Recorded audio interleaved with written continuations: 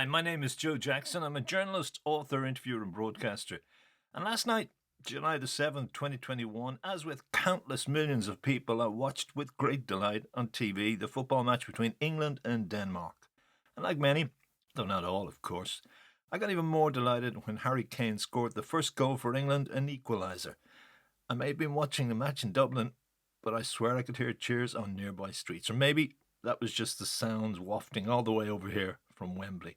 Either way, as his teammates ploughed on top of Kane, hugging him and locking the man in an embrace on the ground, I burst out laughing. Why? It reminded me of a funny, if not rather surreal part of a chat I had with Irish sports commentator Eamon Dunphy during a seemingly legendary interview we did in 1996. As you'll hear at the start of the podcast, we'd been talking about sex, and by the way, I was as much a creature of the Dublin nightlife scene at the time as Amo was, and the conversation organically turned to the subject of homosexuality among footballers, a subject that was rarely discussed. But this was a no-holds-barred interview, and Amo had said at the start, "Ask me anything you want, Joe," so we let it roll on the subject. At one point, as you'll also hear, I tapped into a thesis I'd read recently about male sports being the public legitimisation, a loaded word that, but it is a quote, of homosexual inclinations among men. Don't shoot me, I'm only the messenger. By the way, I've written the backstory of this interview. It's in my ironically titled ebook, Conversations with a Loudmouth, the Eamon Dunphy tapes. But if you want to read just part of the article, check out my website, joejacksoninterviewer.com. Either way, enjoy. I've got a very strong belief in women, and I think the women I've worked with will confirm it. Orliger and anyone like that, the people I work with now, I strongly hold the view that women should be respected. I do respect them. That they shouldn't be objects of any innuendo, any stuff. And I held that long before it was right to do so. I respect women. And even when I'm out at night, fun. You know what I mean? Fun. You're a bit of a lecturer, I'm afraid. Yeah, but no, I'm nice. Oh, you're not? Okay. I mean, you ask the girls and joys before you do this to confirm it. All right. You ask Carol, or you ask Valerie Rowe, you ask Jean, right? In all of those years and all of those clubs, All right. I've never left anyone. Maybe once. Would you go on with the laddish behaviour, which is I'm out here to get a ride? Nah, never. You ask women. Women hate right. women. You ask those women. You can verify it yourself. No, I But don't. you said that in my company as a kind of... The joke thing. Yeah, I know. I can't get my hole anymore and all that stuff. But it's a mess. Yeah, all right. Yeah, but that could be for people who don't know. Oh yeah, but I don't Have you ever been in care. a situation where a woman really feels you're sexist? They know me. Well, you ask them if you can find a woman in this town. If you can find, one. Okay. And we have a lot of common acquaintances. Yeah. I always look after girls. I have to give them their money. I always give them their dignity. There's never any of that stuff. And I hope they'll confirm that. I mean, but of course I'm a messer. All right. I'm always joking and that night, even the last time I saw you, was Ken Doherty with me? I'm not sure. I think the last time I saw you in the list, Ken. No, I fixed Ken up. Brother, thank you. All right. Okay.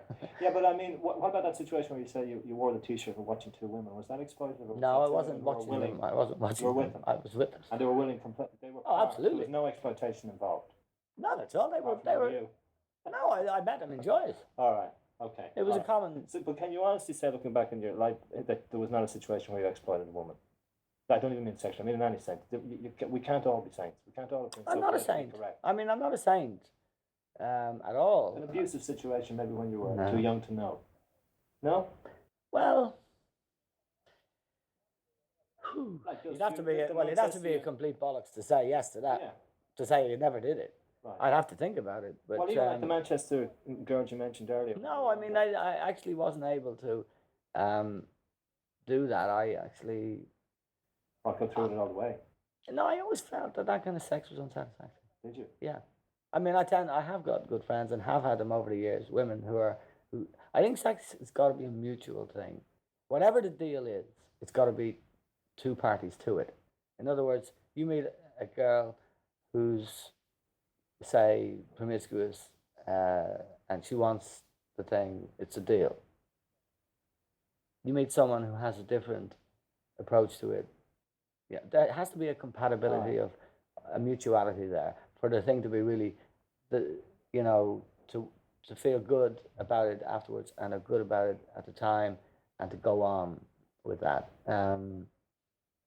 I guess I know that you know that more the older you get. But my inclinations always were, I think, sound. Although I couldn't identify why, I never really got a buzz out of it. See, I don't like power, Joe. A lot of sex is power. Sure, yeah. That's And, Sartre. Well, that's Sartre's belief that sex is power, that it's a whole power game. yeah, well, This I is don't. where we define You know, I the real battle. Yeah, well, I don't like Sartre, although I read him, All right. and I prefer Camus, who All right. was an opponent of his in Yeah. many of in the end. I don't like power. I think power corrupts everybody, and therefore I've never liked relationships that depended on power, and I've never even liked. I've never can honestly say I've never gone to bed with a woman who didn't make the first move. Really? Yeah. All right. Ever. And that's a residue of my childhood. Yeah, but it's residue in relation to the shyness, or Yeah. just But no, it began as the shyness, okay. but as an adult, I've never really believed. I believe there's the only great sex experience is the love sex experience. All right. I believe all the other things there's a dark side to you. They can feed that dark side, they can gratify it. And I've spent my whole life, and I'm continuing to spend my whole life, trying to go back to my childhood and to keep my spirit clean and childish. And I understand degeneracy. I understand William Burroughs. Right. I know what the story is, right? The whole story. I don't have any great difficulty keeping myself away from that. Have you lived it? Did you fuck William Burroughs? No, but I understand why. I know you look at all. I understand the whole fucking.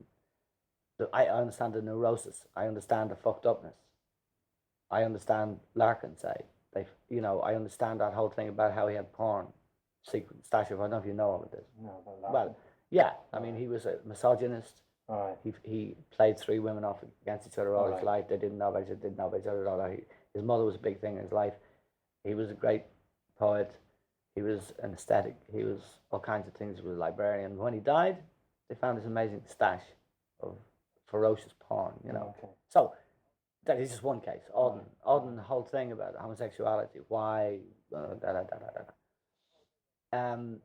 whole thing of Sado. But does that question would Auden interest you? I mean, Yeah, of course it was that interests ever me. an interest of yours? Was that ever an experience of yours? No, never Experiential? No, never. It's funny. It's a funny thing about the whole of my football experience now, where men are together all the time and all of that. It was absolutely never, ever, an inkling of anything of any of that. Now, On your behalf? no, I never saw it. Did you know? Okay. We never witnessed it. Statistically, when you think about it, Yeah. and in terms of the modern thing, because I've nothing against bisexuality, homosexuality, or anything like that, but it never, and you'd have to wonder, was it repressed? I just don't know. It's a very curious thing. But you know the way everyone says that every male, every female between the ages of 12 to 14 or 16, that they do travel through a kind of homosexual phase, which is either given flesh or form or isn't, or is repressed or subjugated. Yeah. What about yourself? Yeah, I definitely had a crush on a friend when I was about 12 to 14 or 15. Guy who played football, but it wasn't a sexual. It wasn't given expression. But I remember having a crush on the guy. Yeah. Did that ever happen again? No, it didn't. I mean, did you want to have Johnny Jones's baby? I certainly wouldn't. He certainly wouldn't be a candidate anyway.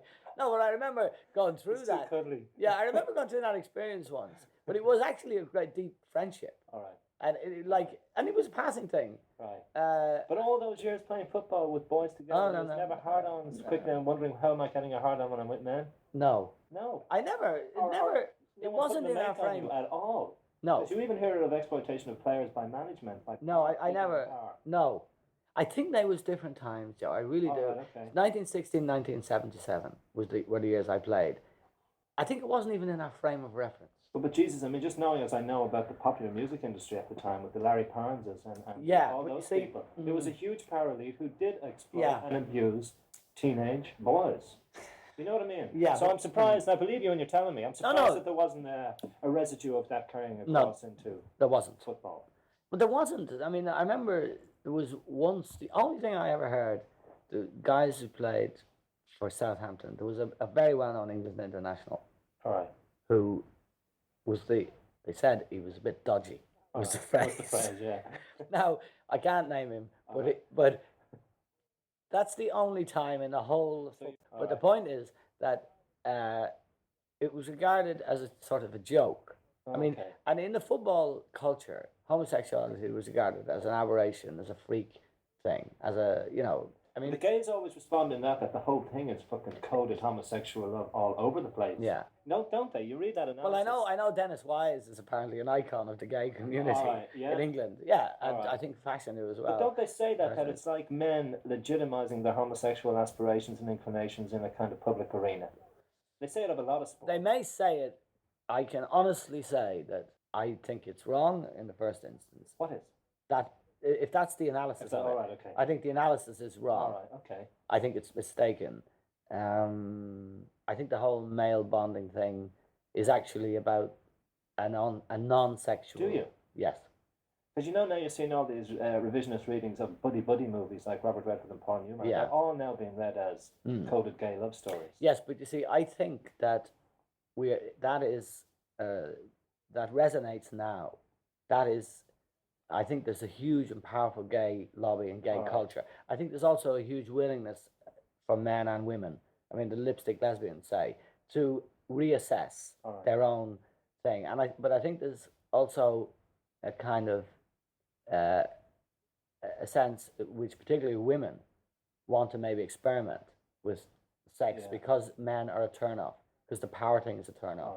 There's elements of lesbian sex that are obviously the same as there's elements of it that is the lipstick lesbian thing that isn't. I also think there's a willingness on the part of men to maybe be more open about, say, I mean, if you were to ask someone else, you would ask Johnny Giles if he had a crush on it, he denied the existence of it all. What do you mean? No. Afraid of those phrases even. Yeah, whereas I can say to you, there was a guy, and I thought he was, and it was like, there was an element of that in it. Yeah. And that was my adolescent thing. Right. That's an immediate response to your thing. Have you ever any experience along of the history of the kind of men coming out to your priest brothers? Any of that stuff? Yeah. We had a priest. We had a priest. Yeah. In the local community. Yeah. Who what? He PJ and I often talk about this guy. He was well known. Every kid knew. Right. We had 3 guys. 4 guys in our immediate area. 4 priests? No, there was one was a priest. Okay. One was a blind man. All right. One was a pillar of the local sporting community, and still is. All right. And the other guy was, God love him, he was out of an institution. He was the local, And all of those guys were well known to us kids growing up in Drumcondra. As in would-be abusers? Oh yeah, but we ducked and dived and kept away from them, and we knew the story. And in the case of one guy who used to play cards with guys, he put money in, and if you won, you won the money, and if he won, you got 6 smacks on the arse. All right, okay. We used to go looking for him, and we didn't have picture money. Whereas X today, we need the money. So I mean, kids are a lot smarter than you think. Now all those guys would be locked up in the present environment. They would be, yeah. Yeah, and they'd be. But did you ever hear of anything beyond that kind of play the smacks on the ass? Well, no, this priest guy used to take us out in his car to a lake out in the country in the summer when we'd nowhere to go. And excuse me. Yeah, the car to the lake. Yeah, he takes out, and he had a Lilo, one of those inflatable things, and he would be definitely fondling this. But we knew the story. But did your parents know the story? No. You wouldn't tell No, them? he was a priest. Well, they kind of, I mean, it's a horror story because this man did amazing good work, you know. But he was passive. He was passive. Not aggressive sexually. No, there was none of that. So he just feels. But I wouldn't want it to be an institution with him. All right. Or someone who was a bit more, you know. But it was there. It was low level stuff, Joe. But we're now learning. Well, because this was in the public arena, we're now learning what was going on in the remand homes and in the schools, in the boarding schools and all. We're now only beginning to. This is big. The horror of it is beginning to surface. Right. Did he touch you up, and how did you respond? He did. I don't remember any time when he touched me up. But we all remember what you call horseplay, right? Yeah. Around the swimming pool and all that. All right. But I was very crafty. Don't forget, Joe, I'm a cold guy. Okay. And I could see the guy, and I could see what was good about him, and I could see, and so, like, kids are smarter than we think they are. Kids are, especially street kids, and I was a street kid. Yeah. Live on the streets, you get to know the vibe. Yeah. You know, every house, what's going on in everybody's head. Adults think kids can't see. Kids see everything. Yeah. In their own way, they suss it out. Street kids. Now, maybe it's not the same today, I don't know, but I think it is. They know who the good guys are. They know where the dangers are. They know who the men are who grope the girls and all of that stuff. All of that's known, generally. And we've got to have a sophisticated and civilized and sensitive approach to all of those things. There's no use erecting a whole apparatus, like a sort of witch hunting people. We've got to deal with sexuality in an open, sensitive, honest way and say, what can we do to ensure that people aren't hurt early on, which is where all of the problems begin, whether it's crime or sex and anything else. You got to love, you got to learn to love, you got to live in a loving environment. All the things we were talking about at the beginning, the total sort of synergy there between all the things I'm saying to you now. Right. If you've been loved, if you love, if you're secure in certain ways emotionally, if you're modest about what's possible, then, you know, that has to be the lifeblood of society. That's all of the people who are committing the crimes, who are doing the abuse. There's nothing worse, Joe, than being an abuser, except being the abused. Yeah. But just think how the abuser feels. Just think how the rapist feels the next morning. Not just the person who's raped, not just the boy who's abused. Think about how the person, that's not a happy condition. If they're connected with their feelings. If they're connected with their feelings. What's your response to the church's response yesterday? The way they're not accepting legal responsibility, the whole set of kind of, after their 2-year study of the area. I haven't read it, 5-year study. 5-year study. I haven't read it, so I can't give you the answer. I don't know the outlines, and I like to read documents because I never believe the generalizations of them. No. I think that the church is a cruel church. I think that it's been shown to be insensitive to this or incapable of confronting it. That's a generalized comment, which is a statement of the obvious, I think. Yeah, maybe I think I could go back to that in the second part after. Yeah, I will obviously. So I would rather a more detailed response. Yeah, I would say that. I would say that this man I'm concerned with is very well known, and everybody in schoolboy football in Dublin knew the story with him. Right. It was low level. It was not damaging. All right.